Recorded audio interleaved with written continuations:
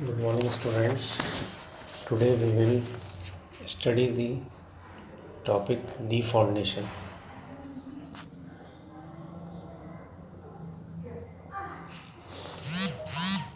Foundation is the lowest part of the building structure.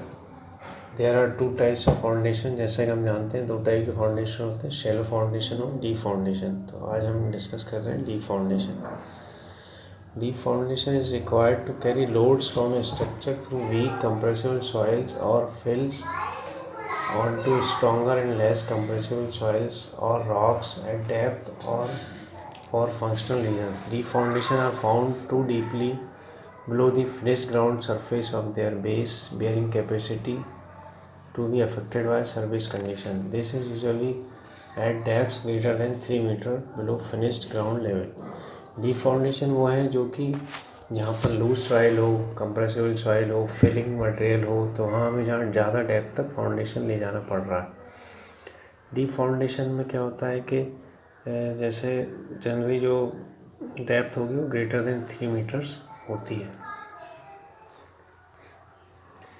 Types of deep foundation. Deep foundation के types हैं वो है pile foundation, caissons, coffer dams. 3 type के होते हैं, pile foundation, कैसन्स और कॉफर डैम्स. पाइल फाउंडेशन यानी जो पाइलिंग कर रहे हैं, कैसन्स यानी जिसको हम वेल फाउंडेशन भी कहते हैं, और कॉफर डैम्स एक टाइप के बैरियर हैं जो कि दूसरी फाउंडेशन बनाने के लिए काम आते हैं.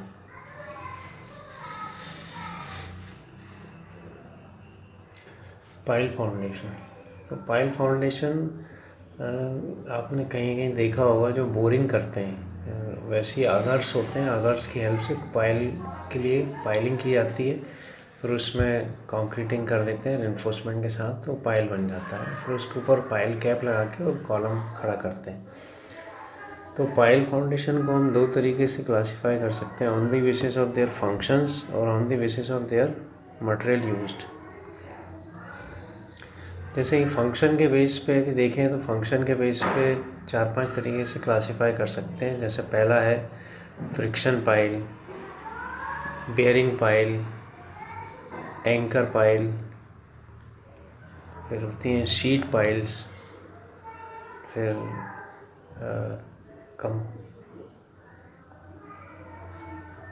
Batter piles.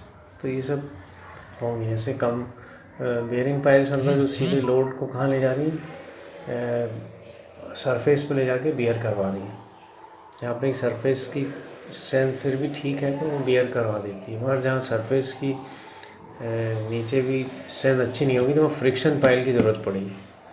फ्रिक्शन पाइल जो कि सराउंडिंग सॉइल से भी अपनी स्ट्रेंथ ले रही है, बियरिंग कैपेसिटी बढ़ती है.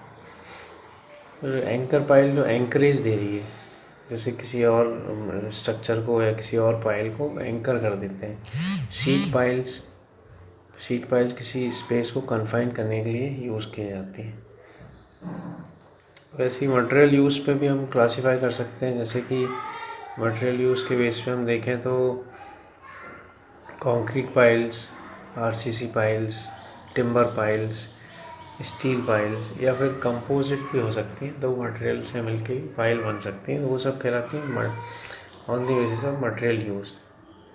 तो pile foundation are relatively long and slender members constructed by driving perform units to the desired founding level or by driving or drilling in tubes to the required depth. The tubes being filled with concrete before or during withdrawal or while drilling unlined or wholly or partly lined boreholes with then are filled with concrete.